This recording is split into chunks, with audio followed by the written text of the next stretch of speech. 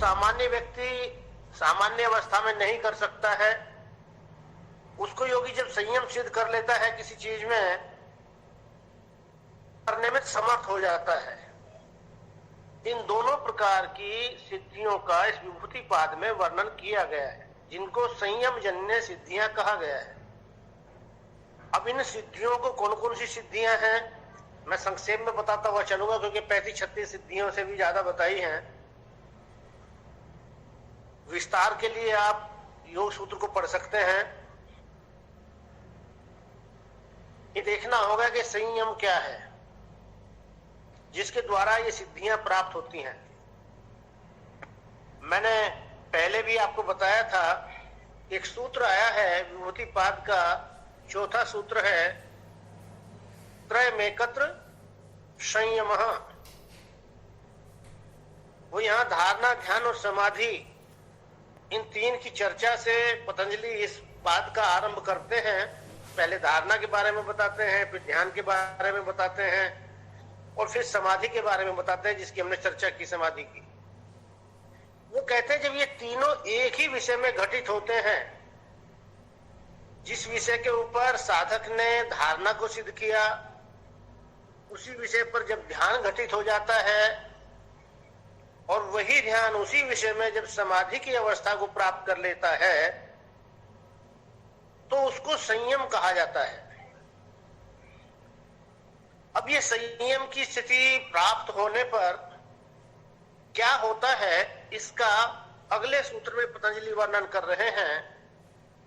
तज्जयात प्रज्ञालोकः।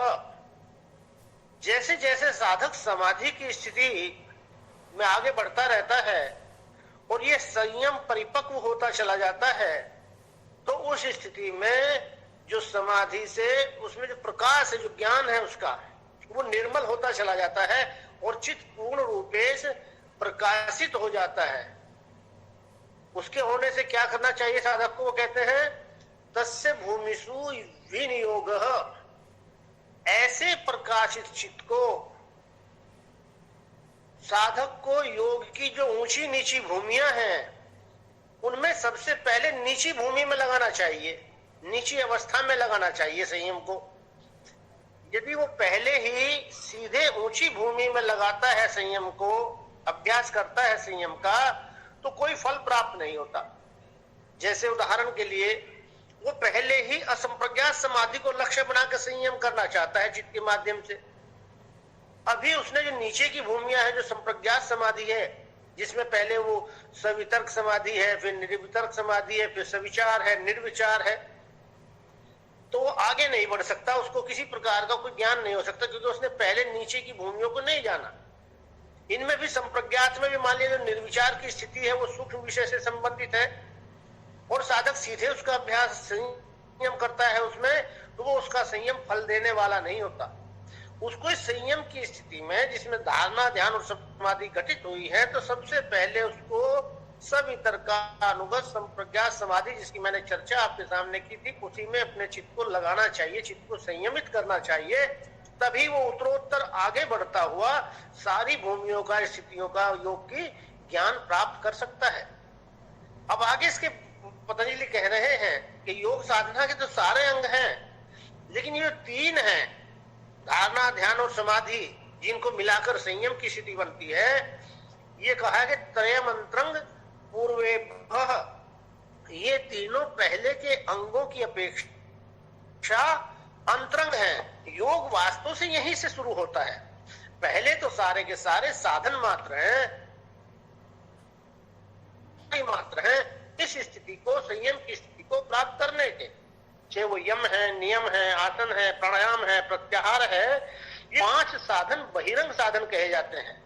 ये तैयारी है योगाभ्यास की, और जब साधक ये तैयारी कर लेता है तो कहते हैं 3 साधन है आगे योग के, जिनको अंतर है धारणा, ध्यान और समाधि, और इसी अवस्था को संयम कहा है।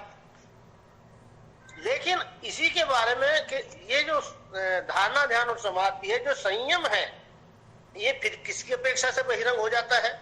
ये फिर साधन रह जाता है, ये लक्ष्य नहीं होता, मोक्ष प्राप्त कराने वाला साधन नहीं होता। वहां उस मुक्ति को या कैवल्य को प्राप्त कराने में समर्थ नहीं होता, इसलिए बहिरंग साधन के रूप में रह जाता है। तो किसके बहिरंग साधन के रूप में रह जाता है ये? वो कहते हैं तदपि बहिरंगम निर्बीजस्य, कि जो निर्बीज समाधि है, जिसको असंप्रज्ञात समाधि कहा है, यदि उसकी अपेक्षा से देखे तो ये संयम की स्थिति भी बहिरंग कहलाती है। तथा धारणा ध्यान और समाधि संप्रज्ञात समाधि है, ये निर्बीज समाधि की अपेक्षा से बहिरंग है। अब इसमें फिर वो कहते हैं कि वही चित्त की क्या स्थिति होती है, इसमें जो संयम की स्थिति आ जाती है, इसमें चित्त की कैसी स्थिति होती है, उसका वो भाष्य करते हुए कहते हैं पतंजलि कि इसमें बार बार शुरू में क्या होता है, व्युत्थान के चित्त जो मैंने बताया था, जो चंचल अवस्था के चित्त है वो दब जाते हैं, और निरोध का जो संस्कार है वो प्रकट हो जाता है।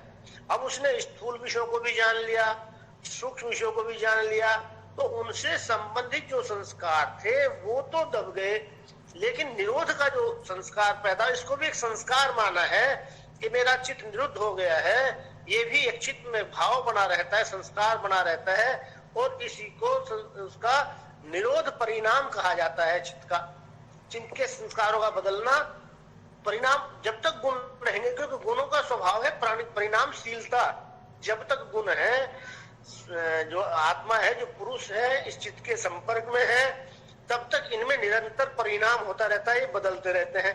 पहले क्या होता था कि पहले वो जो बाह्य विषय हैं, स्थूल या सूक्ष्म, में बदलता रहता था, लेकिन अब एक रसता आ जाती है, एक रूपता आ जाती है, अब कोई दूसरा संस्कार नहीं आता। व्युत्थान अवस्था में तो विभिन्न प्रकार के संस्कार आते हैं और वो बनते रहते हैं, बदलते रहते हैं, लेकिन यहाँ केवल एक जो कहा है, इस अगला सूत्र दिया है, तस्य प्रशांत वाहिता संस्कारा, एक जैसे नदी बिल्कुल समरस होकर बह रही है, बाकी कोई उसमें व्यवधान नहीं आ रहा है, कोई किसी प्रकार की लहर पैदा नहीं हो रही है, वैसे ही यहाँ निरोध रूपी संस्कार निरंतर चित्त में प्रवाहित होता रहता है, जब तक वो समाधि की स्थिति में रहता है। यह समाधि की स्थिति से आने पर, जैसे पहले व्युत्थान के संस्कार बहुत प्रभावी हो जाते थे, अब वो संस्कार उतने प्रभावी नहीं होते। संयम के लाभ बताते जा रहे हैं पतंजलि शुरू में। फिर कहते हैं कि भाई आगे क्या परिणाम होता है, जो समाधि परिणाम है, चित्त की सर्वार्थता। सर्वार्थता का मतलब है विभिन्न रूपों में, विभिन्न विषयों में जब वो चित्त लगा रहता है, उससे हटकर वो एकाग्रता के धर्म को ग्रहण कर लेता है, और यही जो इसका प्रकट होना है एकाग्रता का, ये समाधि अवस्था में चित्त का परिणाम कहलाता है। आगे फिर वो कहते हैं कि तब फिर समान वृत्तियों का शांत और उदय होना एकाग्रता परिणाम है। व्युत्थान अवस्था में तो विभिन्न प्रकार की वृत्तियां आती हैं, लेकिन यहाँ केवल जो समान है निरोध के, उसी समान वृत्तियां प्रभावित होती हैं चित्त में, बाकी नहीं होती। इससे पूर्व जो चित्त का परिणाम था, उसमें क्या होता है, चित्त के परिणाम भूत और इंद्रियों में धर्म लक्षण और अवस्था परिणाम व्याख्यान किए जाने चाहिए। जब तक इन जो संयम जन्य सिद्धियां हैं, ये किस प्रकार प्राप्त होती हैं साधक को, ये तब तक समझ में नहीं आएगा। इसीलिए पतंजलि ने अपना बताया कि जो धर्म परिणाम है, लक्षण परिणाम है, वस्तुओं में जो होते हैं, पदार्थों में, विषयों में अवस्था परिणाम है, जब तक वो समझ में नहीं आएगा, तब तक ये नहीं जान पाते कि इससे सिद्धियां कैसे प्राप्त होती हैं। ये यहाँ कहते हैं कि जब चित्त इतना शांत हो जाता है, अभी हमें सामान्य अवस्था में जो ये गुणों में परिणाम हो रहा है, गुण बदल रहे हैं, अक्षर अक्षर बदलते रहते हैं, विभिन्न रूपों में बदलते रहते हैं विभिन्न प्रकार से, उसका ज्ञान सामान्य अवस्था में नहीं होता। और ये परिणाम इन्होंने 3 बताए हैं, धर्म परिणाम, लक्षण परिणाम और अवस्था परिणाम। धर्म परिणाम में क्या बताया है, उदाहरण के लिए जैसे मिट्टी धर्मी है, हर चीज का जो धर्म है, जो गुण है, वो उसको धर्म कहा जाता है, और जिसका वो धर्म होता है, गुण होता है, वो उसको धर्मी कहा जाता है। तो एक उदाहरण मिट्टी का यदि आप लें, मिट्टी धर्मी है, लेकिन जब वो विभिन्न रूपों में प्रकट होती है तो उसका धर्म परिणाम कहलाता है। जैसे पहले मिट्टी से वो एक गोला बन गया, कुम्हार ने गोला बनाया, उसको मिट्टी को गूंथकर एक गोला बना दिया, तो अब मिट्टी का जो आकार पहले था वो आकार नहीं रहा, अब एक गोले का आकार हो गया, चाक के ऊपर आ गया। तो इसको उसका परिणाम क्या कहते हैं, बदलना। अब मिट्टी अपने उस रूप को छोड़कर, जैसे वो जहां से कुम्हार लाया था खेत से या उसके आंगन में जो उसने सुखा के डाल रखी थी, उसकी अपेक्षा वो गोले के रूप में दिखाई दे रही है। और ये सारी चीजें उसमें ऐसे ना कि हमेशा ये ध्यान रखना, ये कहा गया है, दर्शनों में भी कहा गया है, वैसे भी ये सत्य सिद्ध है कि असत कभी उत्पन्न नहीं हो सकता और सत का कभी नाश नहीं होता। हम केवल जो पदार्थों का, जो साइंस भी मानती है कि एनर्जी को कभी नष्ट नहीं होती, हाँ एनर्जी के रूप बदलते रहते हैं, तो वैसे ही जो चीज असत है वो उसको कभी पैदा नहीं किया जा सकता, ना अनुभूत किया जा सकता। सत जो है वो एक है, जो मैंने कई बार आपके साथ चर्चा की, लेकिन उसके जब विभिन्न रूपों में वो बदलता है तो उसके परिणाम कहलाते हैं। यहाँ एक मिट्टी से उदाहरण दिया है कि भाई मिट्टी में जो विभिन्न पहले से ही आकार छिपे हुए हैं वो प्रकट करते हैं हम केवल, और जब उन आकारों को प्रकट करते हैं तो वो उसके धर्म परिणाम कहलाता है। अब उसने गोला बना दिया, एक धर्म प्रकट हो गया, फिर उस गोले से जब उसने चाक घुमा के घड़ा बना दिया तो दूसरा एक उसका धर्म प्रकट हो गया। किसी से उसने सुराही बना दी, कहीं सकोरा बना दिया, कहीं दिया बना दिया। तो जितने जो विभिन्न प्रकार के जो उसके आकार प्रकट हो रहे हैं, इनको धर्म परिणाम कहा जाता है। फिर कहते हैं जो लक्षण परिणाम, ये सारे लक्षण उसमें पहले से सन्निहित थे, केवल आपने प्रकट किए। उदाहरण के लिए जैसे आपने एक कपड़े को लेकर उस कपड़े को गोल करके उससे गेंद बनाई, तो उसके जो पहले जो लक्षण थे, लंबाई चौड़ाई थी, वो तो उसमें छिप गए और एक उसने नया जो उसमें लक्षण प्रकट हो गया गोलाई का। तो ऐसे ही प्रत्येक चीज विभिन्न रूपों में बदलती रहती है, उसको लक्षण परिणाम कहते हैं। फिर तीसरा है अवस्था परिणाम। हर चीज के तीन अवस्थाएं होती हैं, वो उत्पन्न होती है, स्थित रहती है और होती है, ये उसकी अवस्थाएं हैं। धीरे धीरे वो जीर्ण होता है। देखिए धर्म और लक्षण तो एक ही बार प्रकट होते हैं, लेकिन जो अवस्था परिणाम है ये प्रतिक्षण होता रहता है। मान लिया जैसे आपने घड़ा बना दिया एक कुम्हार ने, अब वो घड़ा जब अग्नि में पककर दृढ़ हो गया, उत्पन्न हो गया, तो वो यथार्थ में आ गए, उसका पहली स्थिति पैदा हो गई। लेकिन अब उसमें जो दूसरी स्थिति है, धीरे धीरे वो अक्षरण की क्रिया शुरू होती है और एक दिन वो पूर्ण रूपेण कमजोर हो जाता है घड़ा। लेकिन वो एकदम से कमजोर नहीं हुआ, वो हर क्षण कमजोर हो रहा है, हर क्षण उसमें अवस्था का परिणाम हो रहा है। कपड़ा एक बार बनकर तैयार हो गया, तैयार होते ही फिर धीरे धीरे उसमें निरंतर अक्षरण की क्रिया हो रही है, अवस्था बदल रही है उसकी हर क्षण, तो वो उसको अवस्था परिणाम कहलाता है। और फिर ये परिणाम की तीन स्थितियां इसमें तक कहा है कि अतीत, वर्तमान और भविष्य। जो धर्म जो आकार है ये तीनों अवस्थाओं में बना रहता है। अतीत में पहले कुछ था, वर्तमान में कुछ है और भविष्य में कुछ और स्थिति होगी। पहले वो केवल मिट्टी के रूप में था, उसको कह दिया भाई लक्षण है भाई, ये अवस्था परिणाम तीनों में रहता है निहित पहले से ही। हाँ प्रत्येक पदार्थ में रहता है। कोई भी, ये तो है मिट्टी का तो उदाहरण दिया है, ये हमारे शरीर में और इंद्रियों में भी है, हर जगह चित्त में भी है। चित्त में भी गुणों में तीनों है, जो उसका जो सत्व, रज और तम है उसके मूल रूप है, लेकिन उसमें फिर वो जब हमारा चित्त के रूप में निर्मित होता है तो ये धर्म परिणाम कहलाता है। फिर उसके लक्षण होते हैं कि पहले वो अवस्था नहीं थी, लेकिन वो संपर्क में जब संयुक्त रूप से बना तो इस प्रकार का हो गया। तो चित्त की अलग अलग अवस्थाएं होती है, जो भूमिया बताई थी, मूढ़ है, क्षिप्त है, विक्षिप्त है, एकाग्र और निरुद्ध है, ये सारे उसके अवस्था परिणाम हो जाते हैं।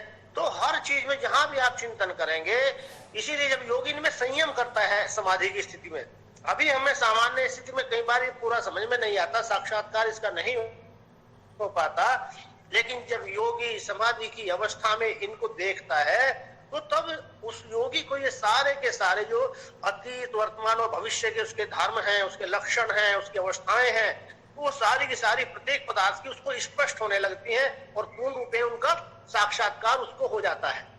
और तीन प्रकार के कर्म बताए हैं, क्रम परिणाम। क्रम का मतलब है बारी बारी से जो परिणाम होता है वो बताए हैं उसमें कि जो तीन अवस्थाएं होती है चीज की। एक तो वो छिपी हुई अवस्था होती है, अभी उत्पन्न नहीं, अभी मिट्टी है केवल। दूसरी अवस्था वो घड़े के रूप में उत्पन्न हो गया है, और ये अवस्था परिणाम के अंतर्गत होते हैं सारे क्रम जो है।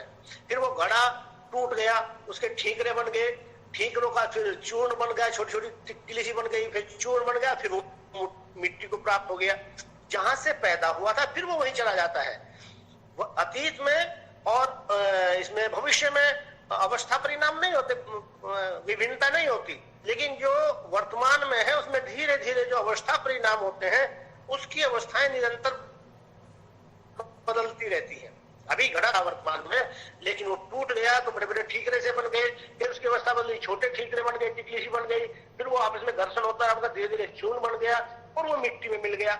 और ये सारे के सारे जो है केवल ऐसे मिट्टी का जो घड़े का उदाहरण दिया, ये इसी में नहीं, प्रत्येक पदार्थ में, जो संसार का प्रत्येक पदार्थ है उसमें ये सारे परिणाम होते हैं। और जब साधक इन तीनों प्रकार के परिणामों में, जो धर्म परिणाम है, लक्षण परिणाम है और अवस्था परिणाम है, जब साधक अपने चित्त को इसमें संयमित करता है तो कहते हैं उसको भूत और भविष्य का ज्ञान हो जाता है। ये पहली सिद्धि 16वें सूत्र से वो बताना शुरू करते हैं।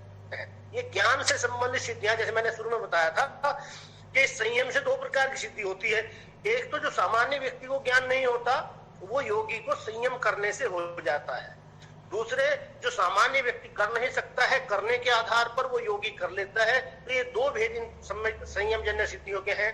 तो पहली सिद्धि के रूप में बता रहे हैं कि जब इन तीनों प्रकार के परिणामों में योगी संयम कर लेता है, अपने चित्त को संयमित कर लेता है, समाधि में उसका अभ्यास करता है, तो उसको प्रत्येक पदार्थ के धर्म परिणाम, लक्षण परिणाम, अवस्था परिणाम, इन तीनों का साक्षात्कार होने से भूत और भविष्य का ज्ञान हो जाता है। आपने आज भी तो देखा होगा कि कितना ये जो भूगर्भ वाले हैं, आर्कियोलॉजी वाले हैं, चीजों को आज भी जो भौतिक जगत में देखते हैं, वो मिट्टी से कोई मूर्ति प्राप्त हुई या मिट्टी की कोई परत उनको मिली और वो कहते हैं ये चट्टान बनी हुई है, ये चट्टान इतने लाखों वर्ष पूर्व बनी हुई है या इसका आगे चलकर ये परिणाम हो सकता है। कैसे, क्यों बता देते हैं? क्योंकि वो इसकी अवस्थाओं को देखते हैं, लक्षणों को देखते हैं कि ये ऐसे लक्षण, ऐसी अवस्थाएं कितने के दिन के बाद कैसे कैसे परिवर्तन होता है। ये तो स्थूल रूप में देख रहे हैं जो भूगर्भ वाले हैं या आर्कियोलॉजी वाले हैं, लेकिन जब योगी इनमें पूर्ण रूपेण अपने निर्मल चित्त को एकाग्र करता है, संयमित करता है, तो तब उसको इन भूवैज्ञानिकों से भी ज्यादा, पुरातत्वविदों से भी ज्यादा साक्षात्कार हो जाता है। वो और अच्छे से इनका ज्ञान प्राप्त कर लेता है। ऐसा नहीं करते तो वो भी चित्त से ही है। जो साइंटिस्ट, आर्कियोलॉजिस्ट हैं, पुरातत्वविद हैं या भूवैज्ञानिक हैं, वो भी उन चीजों को जब प्राप्त कर लेते हैं तो मानसिक विश्लेषण करते हैं। प्रयोगशाला में कुछ प्रयोग किए, भाई ऐसे परिणाम होता है इतने दिन में, फिर वो मानसिक चिंतन करते हैं कि इसमें इस अवस्था में इतना इतना परिणाम हुआ तो कितने वर्ष पूर्व ये चीज होगी, ये मूर्ति या ये वस्तु जो हमें प्राप्त हुई है, ये जीवाश्म ये कितने वर्षों का पूर्व होगा। अखबार में पढ़ते रहते हैं इतने वर्षों पूर्व का जीवाश्म मिला। वो कैसे गणना करते हैं? वो इन परिणामों के आधार पर ही गणना करते हैं। तो योगी तो और भी सूक्ष्म चित्त हो जाता है, और भी निर्मल चित्त हो जाता है। और जब वो इन वस्तुओं के, पदार्थों के लक्षणों पर अपने मन को संयमित करते हैं तो उनको और अधिक साफ, जिसको कहते हैं ज्ञान, यथार्थ ज्ञान प्राप्त हो जाता है। ये पहली सिद्धि बताया। फिर दूसरी सिद्धि बताई उन्होंने, शब्द, अर्थ और ज्ञान के परस्पर अभ्यास से, संयम करने से सभी प्राणियों के शब्दों का उसको ज्ञान हो जाता है। जैसे उदाहरण के लिए हमने कहा कि तीन चीजें अलग अलग होती है, लेकिन हम उसका एक सा ही अर्थ ले लेते हैं। जो कहा यहाँ शब्द, अर्थ और ज्ञान। शब्द क्या है? उदाहरण के लिए गाय। गाय एक शब्द है, गो। और अर्थ क्या है? उसकी आकृति, जो मैंने संप्रज्ञात समाधि में आपके साथ में चर्चा की थी। आकृति जो है भाई वो ऐसी ऐसी है, एक आकृति है, वो उसका अर्थ कहलाता है। और उससे संबंधित जितना ज्ञान है वो ज्ञान कहलाता है। लेकिन यदि हम सामान्य रूप में देखें तो सामान्य व्यक्ति इन तीनों का एक से ही अर्थ लेता रहता है। कहते हैं गाय शब्द हो गया, अब शरीर, गाय खड़ी है, उसके ऊपर हाथ रखा, भाई ये क्या के गाय, आकृति नहीं उसको ज्ञान हो रहा है कि क्या है कैसा नहीं है, उसी योग कर लेता है। और इससे प्राप्त क्या होता है कि गाय से बहुत सी चीजें प्राप्त होती हैं। कोई विशेष ज्ञान सामान्य अवस्था में नहीं होता। लेकिन जब साधक समाधि की अवस्था में इस गाय जो शब्द है, इस शब्द के ऊपर अपना चित्त संयमित करता है, उसके अर्थ के ऊपर अपना चित्त संयमित करता है और ज्ञान से संबंधित विषय के ऊपर अपना चित्त संयमित करता है, तो कहते हैं कि वो सारे प्राणियों के शब्दों को पहचानने लगता है, का अर्थ प्रकट हो जाता है सारा का सारा। ये जो ध्वनि की है इसने, आपने बहुत से पक्षी वैज्ञानिक हमारे यहाँ, वो उनकी ध्वनि से पहचान लेते हैं पक्षी वैज्ञानिक कि ये पक्षी अभी ये संकेत जो दे रहा है, तो इससे ये अपने साथी को या अपनी जाति को क्या संदेश दे रहा है, बुला रहा है, दूर जाने का संदेश दे रहा है। वो बिन लंबे समय तक उनकी ध्वनियों का अध्ययन करते हैं। तो इसी प्रकार जब योगी इन शब्द, अर्थ और ज्ञान के ऊपर अपने चित्त को संयमित करता है, तो प्रत्येक प्राणी के जो शब्द हैं उनको पहचानने लगता है, इस सिद्धि को प्राप्त हो जाती है। अगली सिद्धि बताइए 18वें श्लोक में, संस्कारों के साक्षात्कार करने से पूर्व जन्म का ज्ञान हो जाता है। बहुत से व्यक्तियों को तो आपने देखा होगा कि विभिन्न प्रकार के संस्कार देखकर बहुत से माता पिता भी कह देते हैं, आप तो फलाने जन्म में, पूर्व जन्म में ये रहा होगा। अक्सर जैसे मैं लेटा रहता था, मेरा स्वभाव लेटने का था बहुत, यदि खेत में मैं गन्ना भी बो रहा हूँ हल के पीछे पीछे, तो जब तक वो दूसरा खूड लेकर आया करते थे, मैं लेट जाया करता था तुरंत, फिर उतनी देर में बैठना बहुत कम होता था। तो मेरे पिताजी गुस्से में मुझे कहा करते, साले पूर्व जन्म में सांप रहा होगा, अजगर रहा होगा, लेटा ही रहता है। तो एक सामान्य सी बात, एक संस्कार देखने से हमने ये कह दिया कि भाई ऐसा रहा होगा। आप भी बहुत से कहते हैं पहले तो ऐसा रहा होगा तभी तो तेरे अंदर ये बात है। लेकिन जब योगी वास्तव में किसी के संस्कारों के ऊपर चित्त को संयमित कर लेता है, तो उसको पता चल जाता है कि इस प्रकार के संस्कार कहाँ हो सकते हैं, कब कब किस किस योनि में इसने उसको भोगा होगा, तो उसको उसके पूर्व जन्मों का ज्ञान हो जाता है संस्कारों के आधार पर। अगली सिद्धि बताई है, प्रत्ययश परचित्त ज्ञानम। यदि योगी किसी के चित्त का ध्यान करता है, तो उसके चित्त में क्या चल रहा है उसका ज्ञान, उसको उसके चित्त का साक्षात्कार करने, चित्त का ज्ञान हो जाता है उसके। ये कुछ पूछ रहे हैं?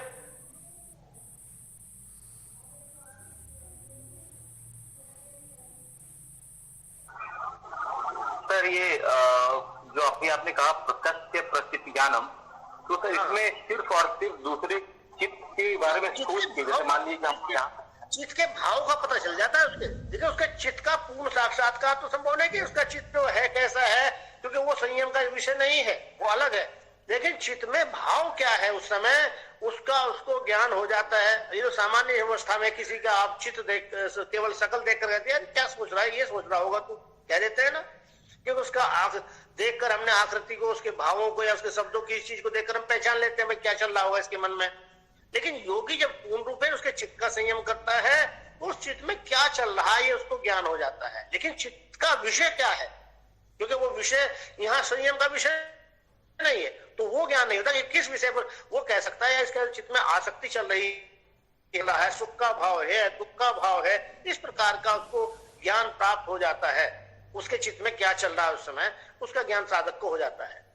अगला उन्होंने सिद्धि बताई है कि जो काय रूप है, शरीर के रूप में संयम करने से उसकी ग्राहक शक्ति के थमने पर नेत्र के प्रकाश का संबंध न होने में छिपना हो जाता है, छिपने जो अदृश्य होने की सिद्धि है। यदि व्यक्ति अपने शरीर के रूप के ऊपर संयम करता है, स्वयं के शरीर के रूप के ऊपर संयम करता है, तो ये योग्यता उसे प्राप्त हो जाती है कि जो चित्त से प्रकाश हो रहा है, बाहर तरंगे जो जा रही हैं, वो उनके ऊपर नियंत्रण प्राप्त कर लेता है।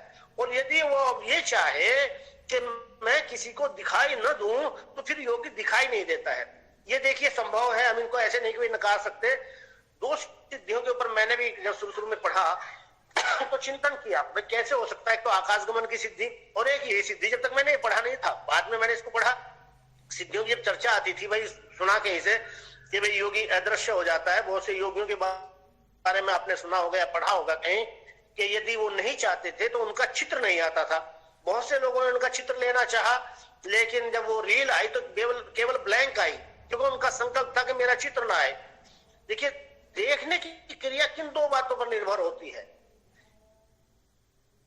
आपने देखा होगा आजकल ऐसे ऐसे वायुयान बना लिए गए हैं जो रडार की पकड़ में भी नहीं आते हैं। देखने की क्रिया दो चीजों के ऊपर निर्भर होती है। एक तो जो देख रहा है उसकी चक्षु से, उसकी चक्षु इंद्रिय से, उसकी आंख से वाइब्रेशन होता है, तरंगे निकलती हैं,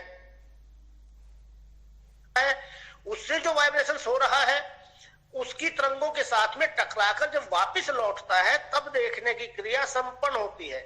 यदि इनमें से एक भी साइड से तरंगे निकलना बंद हो जाए तो देखने की क्रिया संपन्न नहीं हो सकती। जैसे अंधा व्यक्ति है, उसके चक्षु इंद्रिय से वाइब्रेशन नहीं हो रहा तो अंधे व्यक्ति को कुछ भी दिखाई नहीं देता।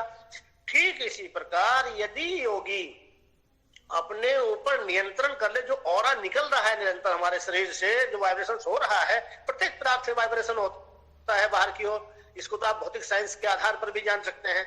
तो यदि उसके ऊपर नियंत्रण कर ले, उस प्रकाश को नियंत्रित कर ले, एक प्रकार से योग की भाषा में उसको प्रकाश नाम दिया यहाँ, यदि उसको वो नियंत्रित कर लेता है अपने कंट्रोल में, चाहे तो प्रकाशित हो चाहे तो न प्रकाशित हो, तो वो फिर कहते हैं अदृश्य की योग्यता को प्राप्त कर लेता है, उसको ये ज्ञान हो जाता है।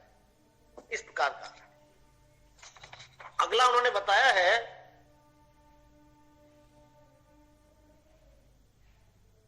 सोक्रम और निरुपक्रम, जो क्रम के बारे में बताया है ये, इनका ज्ञान यदि उनमें संयम कर लेता है तो अपनी मृत्यु का ज्ञान उसको हो जाता है। कि ऐसे तो बहुत से अरिष्ट बताए हैं, आप उसको शिव सूर्योदय को पढ़ें, उसमें विभिन्न अरिष्ट बताए हैं, आयुर्वेद को पढ़ें, वहां भी विभिन्न प्रकार के अरिष्ट बताए हैं।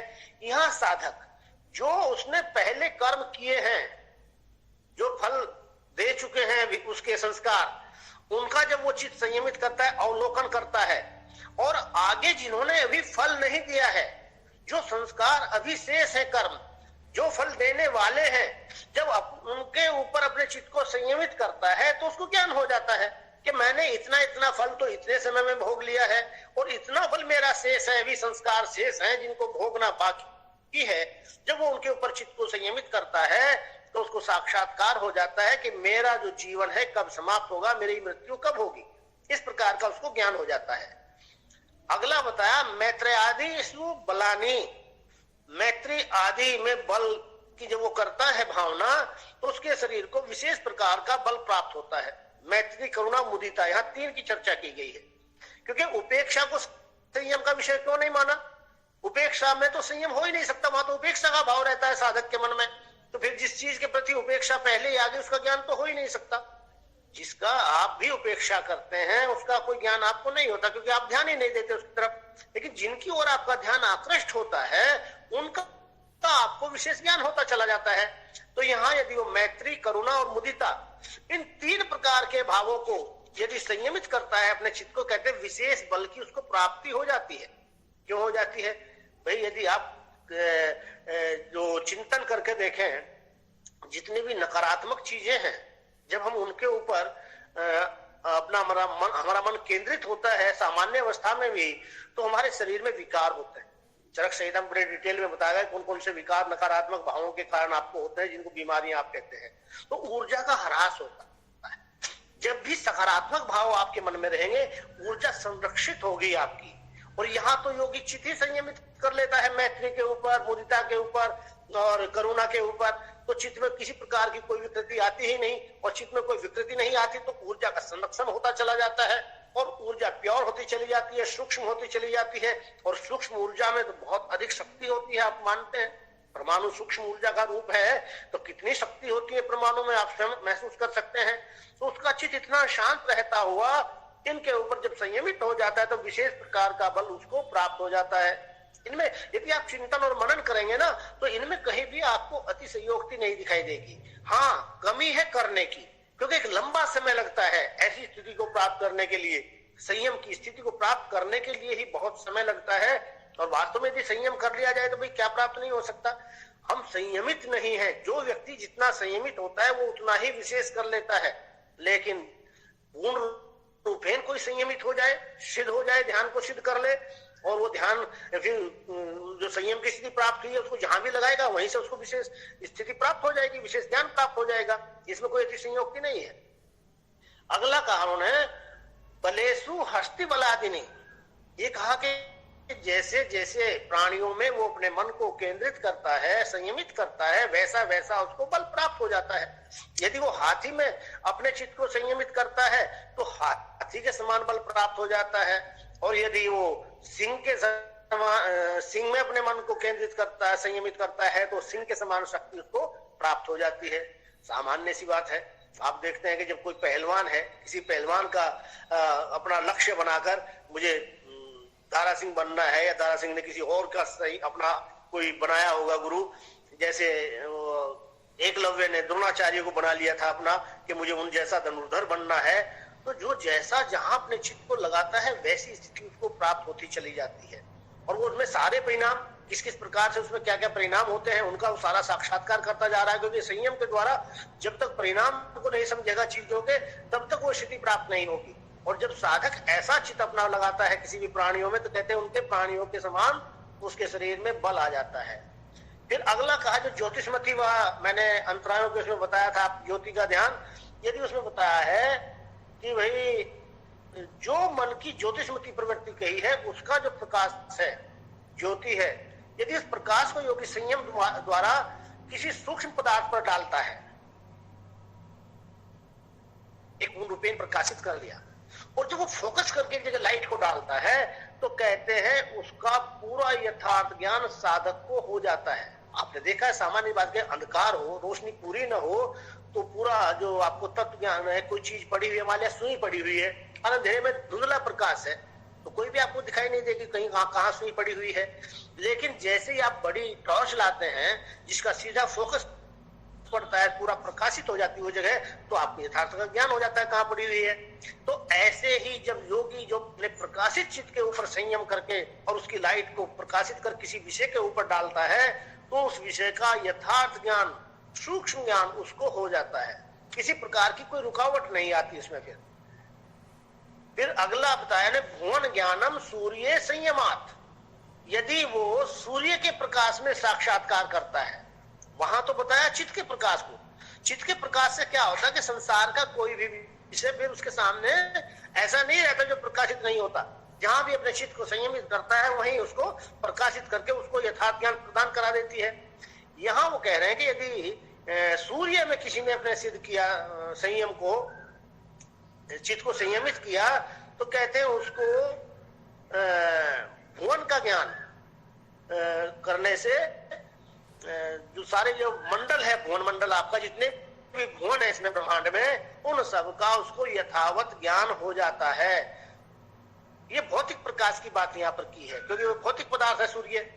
फिर कहा कि जो यदि चंद्रमा के ऊपर अपने मन को संयमित करता है तो तारों का ज्ञान हो जाता है। तारों का ज्ञान चंद्रमा से क्यों बताया? क्योंकि वो सूर्य के प्रकाश से तारे छिप जाते हैं। यदि वो सूर्य में अपने चित्त को संयमित करेगा तो तारों का ज्ञान नहीं होगा। लेकिन जैसे ही वो चंद्रमा में अपने मन को संयमित करता है, तो जो तारा मंडल है उनकी स्थिति का ज्ञान हो जाता है कि कहाँ कौन कौन से तारे हैं, कितने से विभिन्न प्रकार के। और आपने देखा होगा कि हमारे शास्त्रों में प्राचीन समय में इन सारी गणना, तो उस समय तो शायद ऐसे यंत्र नहीं थे। मुझे लगता है, मैं ये नहीं कह सकता कि भाई आप, मैं बात है अकाट्य है, लेकिन लगता है कि शायद उस समय के जो ऋषि रहे होंगे, तत्ववेत्ता रहे होंगे, स्थिति को प्राप्त करके ही उन ग्रहों की, उपग्रहों की, तारों की स्थितियों का वर्णन किया होगा। अगला वो कह रहे हैं ध्रुवे तद गति ज्ञानम। ध्रुव तारा आप जानते हैं वो स्थिर है, एक जगह ठहरा रहता है, गति नहीं होती। कहते हैं ध्रुव में मन को संयमित कर लिया योगी ने, तो तब सारे तारों की गति का ज्ञान उसको हो जाता है, क्योंकि सारे तारे गति करते रहते हैं। फिर नाभि चक्र काय विहु ज्ञानम, जो अपना नाभि चक्र है, अगर इसमें चित्त को संयमित करता है तो पूरे शरीर की जो रचना है, एनाटॉमी है, वो उसको समझ में आ जाती है। क्योंकि नाभि केंद्र है शरीर का। आप जब पोषण होता है भ्रूण का, तो नाभि के माध्यम से ही होता है। भ्रूण की जो नाभि है, और वहीं से माता के साथ जुड़ा रहता है, उसी से उसके सारे शरीर का निर्माण होता चला जाता है। तो यदि उस नाभि में चित्त को संयमित करता है, तो यहाँ ये कह रहे हैं कि शरीर के जो रचना है और उसमें वात पित्त कफ की जो रुधिर आदि की जो सारी स्थिति है, एनाटॉमी पूरी पूरी उसको पता चल जाती है। कंठकूपे क्षुति पिपाशा निवृत्ति, और यदि कंठकूप में जो गले में गड्ढा है, यदि इसमें अपने चित्त को संयमित करता है, तो कहते हैं भूख प्यास के ऊपर नियंत्रण प्राप्त हो जाता है। ऊर्जा का रक्षण हो जाता होगा, ऊर्जा को पहचान लेता होगा। ये जो ऊपर से जो सोमरस टपकता है, वो यदि नीचे उसका करता है साधक, तो कहते हैं भूख प्यास आदि जो हठयोग में भी आपने पढ़ा होगा, खेचरी मुद्रा आदि के माध्यम से करता है, तो उसमें सारा एक प्रकार से हठयोग से संबंधित क्रियाएं सारी दिखाई देती है। यहीं से विस्तार हुआ होगा हठयोग का। तो कहते हैं साधक को भूख प्यास नहीं लगती। कूर्म नाड़ी, यहाँ गड्ढे से जो कंठ कुबे से नीचे कूर्म नाड़ी बताई गई है, जो कच्छप के समान होती है, कछुए के समान होती है, कि उसमें संयम करने से स्थिरता का लाभ प्राप्त होता है। ऐसा स्थिर हो जाता है कि कोई डिगा नहीं सकता। शायद जैसे अंगद का पैर रहा हो, पैर रख दिया कि मेरे पैर को यदि कोई हिला दे तो मैं हार मान जाऊं, शायद उसने पूर्व नाड़ी में संयम किया होगा, तो शरीर को ऐसी स्थिरता प्राप्त हो जाती है, ऐसा शरीर उसका अकड़ जाता है। जैसे आपने गोहो को या सर्प को देखा होगा, सर्प यदि बिल में घुस जाए तो निकालना बड़ा मुश्किल हो जाता है, उसको ऐसा पकड़ लेता है अंदर। या गोहो होता है, कई लोग होते हैं चोर आदि उसका करते हैं, वो गोहो ली और ऊपर छत पे फेंक दी तो उसके सहारे रस्सी बंधी हुई है, चढ़ जाते हैं, वो स्थिर हो जाती है, ऐसी पकड़ लेती है जमीन को, छूटती नहीं है। ऐसे इस प्रकार कूर्म नाड़ी में संयम करने से शरीर को स्थिरता प्राप्त हो जाती है। मूर्ध ज्योतिषी सिद्ध दर्शनम, यदि मूर्धा जो ब्रह्मरंध्र में ज्योति होती है, प्रकाश होता है, यदि उसका चित्त संयमित कर ले योगी अपना, वहां पर कहते हैं सिद्धों के दर्शन होते हैं, जो सिद्ध पुरुष हैं, योगी हैं, उनके दर्शन होते हैं। अगला बताया प्रातिभा सर्वम, जो प्रातिभ ज्ञान है उसको यदि वो जान लेता है, प्रभा कहते हैं अंधेरे को दूर करने वाला प्रकाश, और ऐसे प्रकाशित चित्त का यदि वो ज्ञान करता है, वो निर्मल हो जाता है, तो कहते हैं कि सारी चीजों का ज्ञान हो जाता है। तो पहले ही मैंने बताया कि प्रकाशित जब चित्त हो जाता है और उस प्रकाश को जहां भी संयमित करेगा तो फिर सारी चीजों का ज्ञान हो जाता है, उसमें कोई कमी नहीं रहती है। हृदय चित्त संविदा, यदि हृदय में चित्त का निवास है, उसमें संयम करने से वृत्ति से ही चित्त का साक्षात्कार हो जाता है। चित्त हमें दिखाई नहीं देता क्या कैसा है, कैसा स्वरूप है उसका, जो तीनों गुणों से मिलकर बना है सत्व रज तम से। लेकिन कहते हैं यदि हृदय में वो अपना ध्यान कर लेता है, हृदय में चित्त को संयमित कर लेता है, तो फिर वो चित्त ही उसको चित्त का स्वरूप बता देता है कि ये मेरा स्वरूप ऐसा है, उसका ज्ञान उसको हो जाता है। अगला बताया है बुद्धि और पुरुष दोनों अलग अलग हैं। बुद्धि में बहुत से परिणाम होते हैं, पुरुष में अपना कोई परिणाम नहीं होता, देखने पर दोनों में एक से लगते हैं। लेकिन यदि साधक इनको दोनों में बुद्धि भी शांत हो जाती है, पुरुष भी शांत, बुद्धि की पुरुष की भांति बुद्धि शांत हो जाती है, दोनों का अलग अलग ज्ञान हो जाता है, दोनों को अलग अलग शांत कर लेता है, तो फिर बाहर जो देखकर अपना रूप बदलती है वो उसका स्वभाव छोड़ देती है, क्योंकि वो पुरुष के समान हो गई है अब्जा, और वास्तविक स्वरूप को वो अपने जान जाता है। बुद्धि जब शांत होती है, यही बात कठोपनिषद कह रही है, यहाँ पतंजलि कह रहे हैं, वहां कठोपनिषद भी क्या कहती है, यदा पंचावतिष्ठन्ते मनसा सह बुद्धिश्चन विशेषति तामाहु ब्रह्मां गति।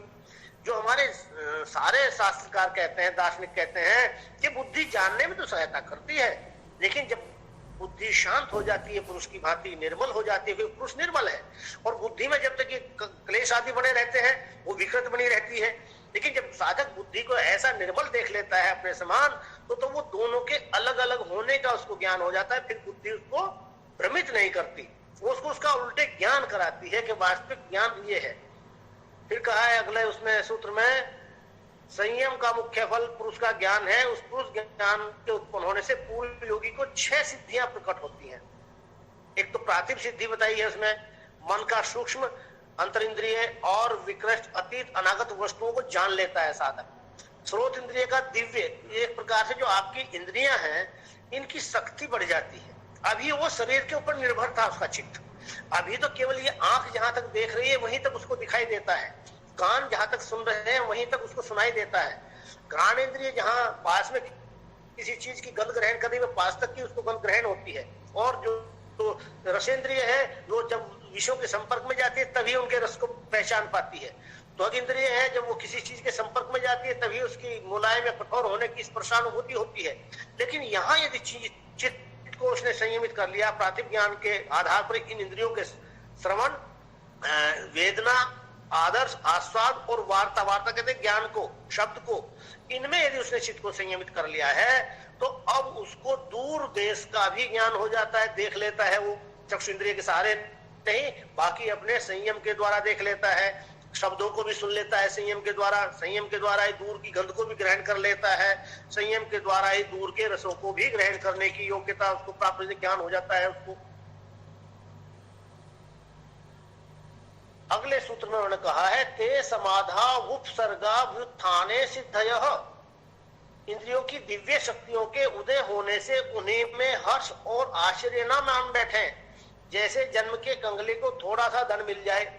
लेकिन यहाँ सावधान कर रहे हैं जो पतंजलि हैं, कहते हैं साधक को यदि ये सिद्धियां प्राप्त हो रही हैं इंद्रियों से संबंधित, तो इसमें कोई मान या अभिमान न करके बैठे कि जैसे यदि कोई व्यक्ति पहले से ही कंगाल है, थोड़ा सा धन मिल जाए उसको तो वो फिर अहंकार फूला नहीं समाता, क्योंकि पैतृक धन तो है नहीं, अभी थोड़ा सा प्राप्त कहते हैं आप कुशलता व्यक्ति ज्यादा है। ऐसा तो कहा इन सिद्धियों की यदि ऐसी सिद्धि प्राप्त हो गई है इंद्रियों से संबंधित, तो उसमें कोई आग्रह नहीं रखना चाहिए, कोई अहंकार को पुष्ट नहीं रखना, क्योंकि ये तो मुक्ति के मार्ग में बाधाएं हैं। समय जगह जगह पर वो बीच में यहाँ भी और लास्ट में बताएंगे, चलकर मैं बोलूंगा कैसे आपको सावधान करते जा रहे हैं कि इंद्रियां यदि सिद्धियों में इनमें आपका मन रम गया तो फिर नीचे आने की संभावना रहती है, इसलिए इनमें रमने वाला पुरुष परम सिद्धि को प्राप्त नहीं कर पाता। जो इनमें रमण करने लगता है इनसे आगे बढ़ना है। अगला उन्होंने बताया फिर आगे की जो सिद्धियां, यहां तक की तो ज्ञान से संबंधित सिद्धियां थी, अब आगे वो क्या कर सकता है, ऐसी सिद्धियों के बारे में चर्चा करते हैं। कहते हैं बंध के कारण की शिथिलता से और घूमने के मार्गों के जानने से चित्त का दूसरे के शरीर में आवेश होता है। बंध क्या है, हमारा जो मन चंचल है वो स्वाभाविक होकर भी बंधा रहता है एक स्थान पर। यदि इस बंध को संयम के द्वारा साधक जान लेता है कि बंध किस प्रकार का है और शरीर की जो नाड़ियों का है, कैसे चित्त गमन करता है, उसका कहां से निकलता है, यदि उसके ऊपर चित्त को संयमित कर लेता है तो कहते हैं फिर उसके अंदर ये करने की शक्ति पैदा हो जाती है, योग्यता पैदा हो जाती है कि अब वो दूसरे के शरीर में आवेश का मतलब प्रवेश कर सकता है, जहां चाहे वहां जाकर। जैसे मैंने उस दिन समाधि के प्रकरण में आपको बताया था कि वो निर्माण कर लेता है अपने बहुत से चित्तों का, जहां जहां उसको भोगना होता है जिन जिन योनियों में जाकर, वहां वहां वो उठे चित्तों को भेजकर उन योनियों में जो कर्मों के संस्कार है उनका भोग कर लेता है। ये इस सिद्धि में बता रहे हैं कि उसके अंदर ये योग्यता आ जाती है, फिर वो अपने चित्त को निकालकर किसी दूसरे के शरीर में प्रवेश कर सकता है। ये शायद जैसे बहुत से प्राचीन हमारे इतिहास में भी आता है, शंकराचार्य के विषय में आपने शायद सुना होगा कि इनके साथ में उनका वो हुआ था, देखिए मैं नाम भूल रहा हूँ इस समय, उनका शास्त्रार्थ हुआ था।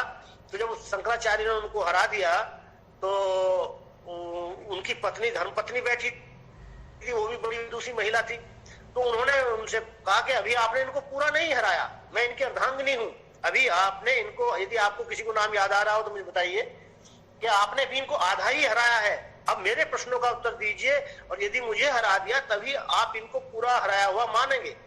तो उन्होंने कहा ठीक है मैं आपके साथ शास्त्रार्थ करता हूं। तो उन्होंने कुछ गृहस्थ से संबंधित प्रश्न उनसे पूछे। अब इस जन्म में तो शंकराचार्य ने गृहस्थ भोगा नहीं था, तो कहते हैं शंकराचार्य कुछ समय के लिए अपने चित्त को किसी गृहस्थी के शरीर में पहुंचाकर जो गृहस्थ भोग रहे हैं और वहां उन चीजों को उन्होंने जाना समझा, तब उनके प्रश्नों के उत्तर दिए और फिर जीत गए।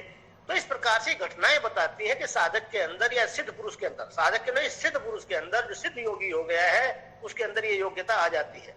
ये यहाँ उन्होंने बता दिया बंध में संयम करने से और जो नाड़ियों का जो गतिशीलता है, कैसे कैसे नाड़ियों में गमन होता है, उसमें संयम करने से ये योग्यता साधक को आ जाती है। फिर कहते हैं उदान वायु को जीतने से, यदि उदान वायु, हमारे शरीर में 5 मुख्य वायु है, आप सब जानते हैं, प्राण, अपान, समान, उदान और व्यान। उदान शरीर को ऊपर उठाने का काम करता है, हल्कापन लाने का काम करता है, शरीर का बैलेंस बनाकर रखता है, जो कंठ में निवास करता है। कहते यदि इसमें चित्त को संयमित कर लेता है तो साधक के अंदर ये योग्यता आ जाती है कि फिर जो कीचड़ आती है, जो पानी पे चलकर दिखा देते हैं ना, तो सुनी है कितना, आजकल तो बड़ा वो उसमें धोखा भी देते हैं लोग इन सिद्धियों के नाम पर। लेकिन यदि सुना है कि भाई वो पानी के ऊपर गमन करने लगते थे या कीचड़ के ऊपर चलते या अंगारे के ऊपर चलते या कांटों के ऊपर चल लेते हैं, तो उदान को जीतने वाले लोग हैं। वो जब चित्त को संयमित कर लेते हैं तो शरीर में इतना हल्कापन आ जाता है कि वो हल्का शरीर फिर उन चीजों के द्वारा प्रभावित नहीं होता है, ऊपर उठा रहता है एक प्रकार से के जीतने का। कि यदि समान वायु को अपने चित्त के द्वारा संयमित कर लेता है साधक, समान वायु में चित्त संयमित कर लेता है, तो समान वायु क्या काम करता है, अग्नि का स्थान है, अग्नि पाचन का काम करती है, तो अग्नि के समान सारा शरीर दैदीप्यमान हो जाता है, चमकने लगता है। ये पतंजलि कह रहे हैं कि यदि समान वायु को वो जीत लेता है संयम के द्वारा। और फिर बताया है कि स्रोत और आकाश के संबंध में संयम करने से जो दिव्य शब्द है वो सुनाई देने लगते हैं, सूक्ष्म शब्द प्रकट होने लगते हैं उसके सामने, क्योंकि आकाश और शब्द का गहरा संबंध है। जो शब्द है वो आकाश का ही गुण है, आकाश का ही धर्म है। यदि इन दोनों के संबंध को वो जान लेता है तो किस प्रकार की ध्वनि है, कहां से आ रही है, इस सारा ज्ञान साधक को हो जाता है, जिसने इस अवस्था में इनके दोनों के संबंध में अपने चित्त को संयमित किया है। फिर कहा है कि काय आकाशयो, शरीर का और आकाश का भी गहरा संबंध है। तो जहां शरीर है वहां उसे अवकाश देने वाला आकाश भी है। उस आकाश से शरीर का जो संबंध है उसमें संयम करने से इतना हल्का हो जाता है शरीर कि जैसे रुई होती है उड़ने वाला, जो एक प्रकार से आकाश गमन की शायद सिद्धि है, वो इससे साधक को प्राप्त हो जाती है। वो हल्का होकर आकाश में गमन करने योग्य हो जाता है। अब ये देखिए, इस सिद्धि के ऊपर भी मैंने चिंतन किया था, मैं आपको बताया। इसमें साधक ने पहले प्राणायाम बताया और प्राणायाम से अभ्यास किया उसने। एक बार मैंने जब इसमें चिंतन किया तो मुझे लगता शायद मेरी कल्पना है, लेकिन फिर मैंने ये वो एक खुशहाल चंद थे, उनका नाम क्या हुआ बाद में, आत्म करके, उनकी पुस्तक पढ़ी मैंने। तो उनको एक सिद्ध योगी ऐसे मिले कहीं हिमालय में, वो उस घटना को उसमें लिखते हैं। तो सेम वैसी ही जो मैं चिंतन करता था, थोड़ी मेरी उसमें कल्पना है, बाकी सारा वर्णन उन्होंने दिया है। देखिए, प्राणायाम को जब हम सिद्ध करते हैं तो दो चीजों की क्षमता हमारी विकसित हो जाती है। एक तो पूरक की, रेचक की और कुंभक की, ये स्थिति हमारी बढ़ जाती है। सामान्य अवस्था में जितना हम पूरक करते हैं उसके अपेक्षा यदि प्राणायाम को सिद्ध कर लिया जाए तो बहुत ज्यादा लंबा पूरक कर सकते हैं, बहुत ज्यादा कुंभक कर सकते हैं, बहुत ज्यादा समय में रेचन कर सकते हैं, धीरे धीरे रेचन कर सकते हैं। 2 गुना समय तो वैसे ही बताया है। दूसरे शरीर में दूसरी बात क्या होती है, शरीर में हल्कापन आ जाता है, जो घेरन ऋषि बता रहे हैं, प्राणायाम लाघवम च। अब क्या होता है, शरीर हल्का हो गया और पूरक इतना लंबा हो गया कि शरीर के भार से अधिक वायु हमने ग्रहण कर ली शरीर में, और फिर हमने कुंभक किया, वायु को अंदर रोका। तो अब धीरे धीरे वायु गर्म जब हो जाती है तो उसका क्या धर्म होता है, ऊपर उठना। वो शरीर, वायु ज्यादा, भार ज्यादा है वायु का, शरीर का भार हल्का है और वो गर्म हो गई तो उसको ऊपर उठकर लेकर चलना शुरू हो जाती है। जैसे हाइड्रोजन की गैस से भरा हुआ गुब्बारा ऊपर की ओर जाने लगता है। यहाँ तक की तो बात आप सब मानेंगे। तो उसके आगे मैंने कल्पना की, मुझे लगा कि जैसे रेल का इंजन चलता है, जब उसकी जो भाप है, भाप के इंजन को कभी आपने देखा हो कि भाप पीछे निकलती है तो इंजन आगे दौड़ता है, और भाप आगे को निकलने लगती है तो इंजन पीछे दौड़ने लगता है। तो मैंने यही सोचा कि जब वो नासारंध्रों से रेचन करता है तो शरीर ऊपर उठने लगता है, नहीं ये नीचे आने लगता है, और जब गुदा मार्ग से वो रेचन करता होगा, प्राणवायु निकालता होगा तो शरीर ऊपर जाता होगा। फिर इसी प्रकार दाएं नॉस्ट्रिल से करता होगा तो बाईं ओर जाता होगा, बाईं ओर से करता होगा तो दाहिनी ओर जाता होगा। ये मैं कल्पना की। जब मैंने उनकी पुस्तक में पढ़ा तो कहते हैं कि मैं उन जब सन्यासी के इस योगी के पास बैठा था तो मैंने पूछा कि सर आपने क्या योग्यता प्राप्त की है इतनी लंबी साधना से। उन्होंने कहा मैं आकाश गमन की सिद्धि मुझे प्राप्त हो गई है, कि मुझे करके दिखाइए। तो कहते हैं उन्होंने रेचन करना शुरू किया और इतना रेचन किया कि जिसकी मैं कल्पना नहीं करता था। लगातार बहुत लंबे समय तक वो रेचन ही करते रहे, शरीर की सारी वायु को बाहर निष्कासित कर दिया, केवल हड्डियों का ढांचा मात्र उनका शरीर रह गया। इतना लंबा रेचन उन्होंने किया। जो बाह्य वृत्ति प्राणायाम बता रहे हैं, क्योंकि तो पहले खाली करना है, पहले बाहर निकालना है। उनकी जो सारी त्वचा वो हड्डियों से चिपक गई, ऐसा लगा, सारी वायु बाहर निकल गई। और फिर उसके बाद उन्होंने धीरे धीरे पूरक करना शुरू किया, बहुत लंबा पूरक करते गए और शरीर में वायु भरती गई और शरीर गोले के समान, जैसे बिल्कुल गुब्बारे की भांति एक आकृति हो गई, जैसे गुब्बारे में आंख और नाक कान लगा दिए हो कि यदि मैं अचानक उनको देखता है तो शायद डर जाता, लेकिन वो मेरे सामने कर रहे थे। तो जब उनका शरीर पूरा वायु से पूरित हो गया और कुछ देर उन्होंने कुंभक किया, कुंभक के पश्चात उनका शरीर धीरे धीरे ऊपर जाने लगा और दाएं बाएं थोड़ा बहुत चल के दिखाया उनको। फिर वो नीचे आगे कहने लगे मैं जहां जाना चाहता वहां जा सकता था, लेकिन आपको यहाँ इंतजार करना पड़ता। तो कहने का मतलब है कि जब योग साधना व्यक्ति सिद्ध कर लेता है तो ये तो प्राणायाम के माध्यम से ही हो सकती है सिद्धि। यहाँ तो संयम की स्थिति बता रहे हैं कि यदि शरीर और आकाश के संबंध में, इन दोनों का संबंध कैसे है।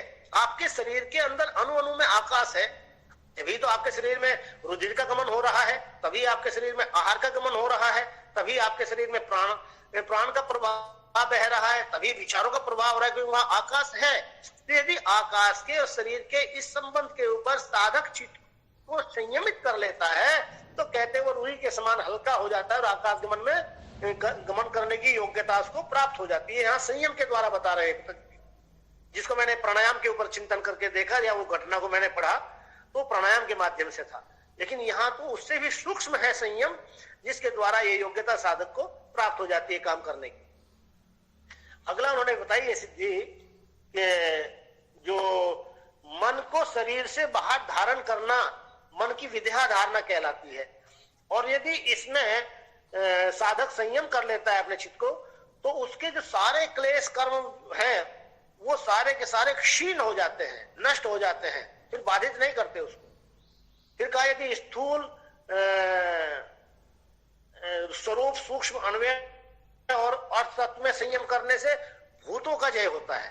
भूत जो है ना, यदि इसी चीज को, ये तो मन के ऊपर उसने संयम करके देखा, लेकिन इसी चीज को यदि वो स्थूल स्वरूप के ऊपर और उनके हिस्से के ऊपर सूक्ष्म जो उनके पार्ट्स होते हैं उनके ऊपर अपने मन को संयमित करता है तो कहते भूतों के ऊपर विजय प्राप्त हो जाती है। भूत का मतलब है आकाश, वायु, अग्नि, जल और पृथ्वी, इन पंच महाभूतों के ऊपर उसको वश प्राप्त हो जाता है, सिद्धि प्राप्त हो जाती है कि वो जैसा चाहे इनके द्वारा फिर कर सकता है। इसी से जो आपके उसमें टॉपिक में दिया है अष्ट सिद्धि आई, एक टॉपिक दिया होगा अनिमा आदि अष्ट सिद्धियां, तो उसको अनिमा आदि अष्ट सिद्धियां प्राप्ति हो जाती हैं। कौन कौन सी ये सिद्धियां बताई हैं अगले सूत्र में? अनिमा, लघिमा, महिमा, प्राप्ति, प्राकाम्या, ईशित्व, वशित्व, यत्र कामा वसायित्व, ये 8 प्रकार की सिद्धियां प्राप्त हो जाती हैं। अनिमा क्या है? अणु के समान सूक्ष्म हो जाना। लघिमा क्या है? हल्का हो जाना, जो रुई के समान अभी बताया था, बहुत शरीर का हल्का हो जाना। महिमा क्या है? बहुत बड़ा हो जाना, जैसे हनुमान आदि के बारे में आपने पढ़ा होगा, सुना होगा, देखा सीरियल में कि अपने शरीर को बहुत बड़ा बना लेते थे, ऐसा विस्तार कर देना अपने शरीर का, ये साधक के अंदर योग्यता आ जाती है। प्राप्ति, जिस पदार्थ को चाहे वही प्राप्त हो जाए। तुरंत आपने देखा होगा, कल भी शायद एक कि भाई राम ऐसे थोड़े ही है कि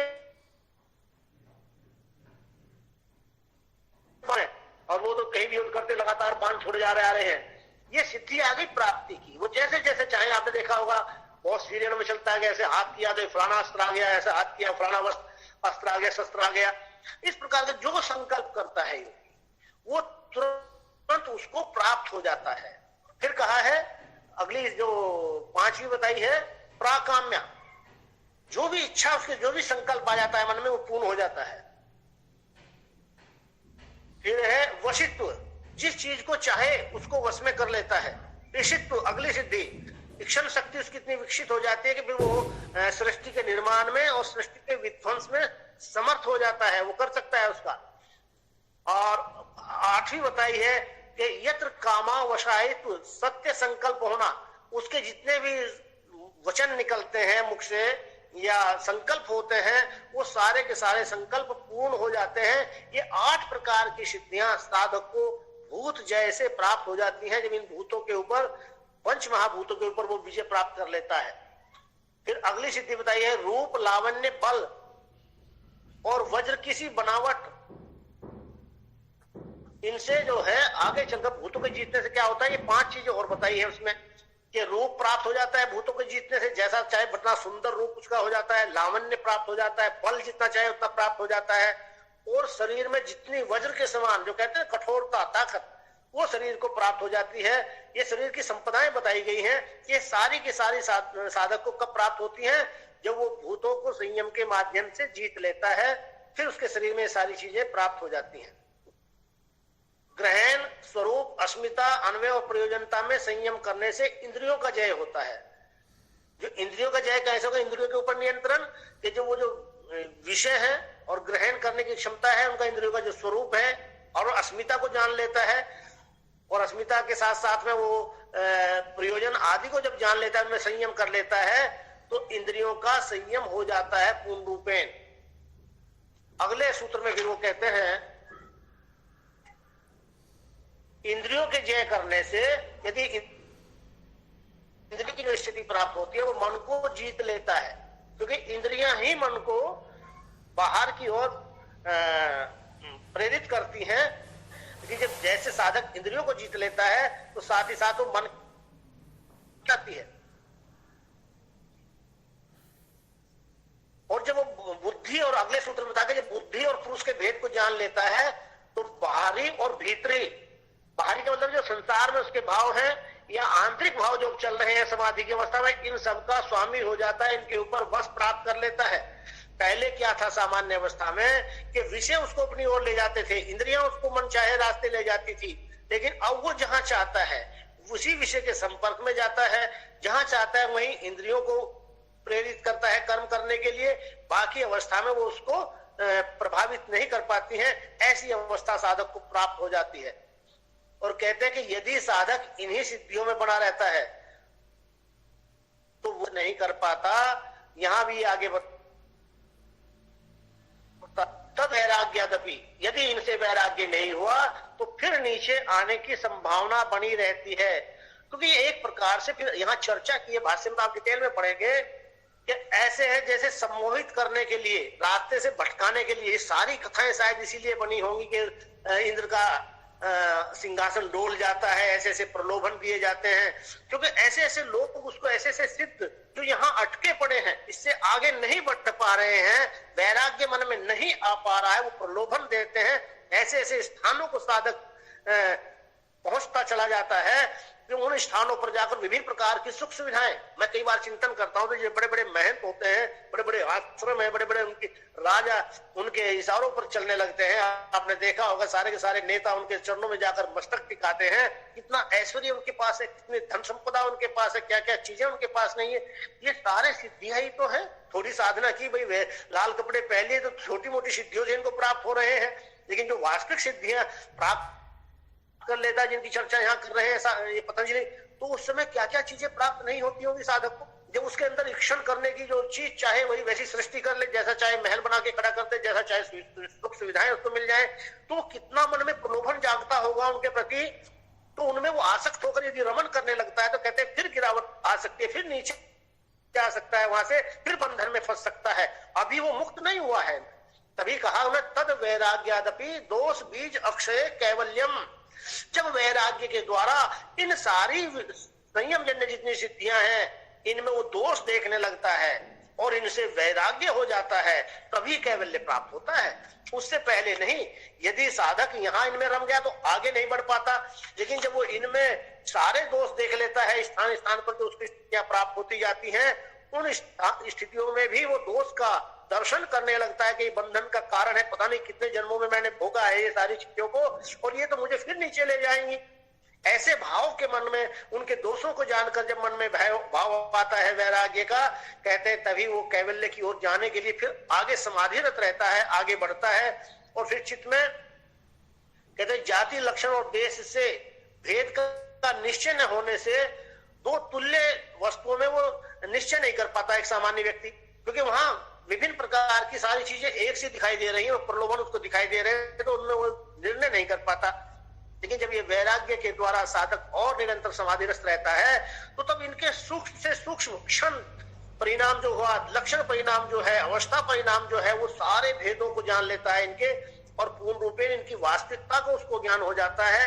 ये सब तो केवल विषय हैं जो बंधन में बांधने वाले हैं, ये मुक्त कराने वाले नहीं है। इसी से उसका चित्त निश्चय करने लगता है और वह आगे की ओर बढ़ जाता है। फिर आगे कहते हैं वो कि विवेक ज्ञान प्रकट होता है यहाँ, लेकिन विवेक ज्ञान ऐसे नहीं वो किसी साधन से प्रकट हुआ है, अचानक प्रकट हुआ है, किसी की कृपा से प्रकट हुआ है, नहीं। उसने धीरे धीरे अभ्यास किया है, अपने चित्त को निर्मल करता गया है और चित्त के प्रत्येक अवस्था को देखता हुआ, उसके दोषों को दूर करता हुआ, फिर ये ज्ञान अपने आप प्रकट हो गया है। और ये ज्ञान जब पूर्ण रूप में प्रकट हो जाता है तो कहते हैं योगी को किसी प्रकार की भी कोई लालसा शेष नहीं रहती। क्यों नहीं रहती? क्योंकि उसने अब सारी चीजों को यथार्थ रूप में देख लिया है। लालसा किसके प्रति रहेगी? जिसका हमें यथार्थ ज्ञान नहीं, तो हम सोचते यार ये चीज तो शायद अच्छी है, ये भी मेरे पास हो जाती, लेकिन जब मुझे पता चल गया उसकी असलियत का, तो फिर कहते हैं भाई ठीक है, मुझसे दूर ही ठीक है, मैं इसके पास नहीं जाऊंगा, तो मैं तो जानता ही था ये चीज ऐसी होगी। तो जैसी स्थिति हमारी सामान्य अवस्था में ये शब्द कहते हुए होती है, ठीक योगी की हो जाती है, तो योगी संसार के समस्त पदार्थों को, समस्त जितनी भी सिद्धियां आदि हैं, इन सिद्धियों की वास्तविकता क्या है इसको भी वो पहचान लेता है। तभी कहा कि सत्पुरुषयो शुद्ध साम्य कैवल्य मिति। जब चित्त यहाँ इतना शुद्ध हो जाता है, इतना निर्मल हो जाता है कि सारी चीजें स्पष्ट हो गई हैं, उसने अब चित्त का भी दर्शन कर लिया है, बुद्धि का भी दर्शन कर लिया है, विवेक ख्याति को भी देख लिया, उससे भी वैराग्य हो गया है, तो कहते हैं फिर वो कैवल्य को ही प्राप्त हो जाता है। यहाँ अक्सर 55वें सूत्र में ये इसकी पूर्णता करते हैं। तो विभूति पाद में इन्होंने केवल संयम से उत्पन्न सिद्धियों की चर्चा की है। इसमें अनिमादि सिद्धियां भी आ गई, जो मैंने आपको बताई, अनिमादि सिद्धियां। बाकी जो जन्मादि सिद्धियां हैं वो कैवल्य पाद में चर्चा की है, उसका फिर हम कल चर्चा करेंगे। ठीक है भाई।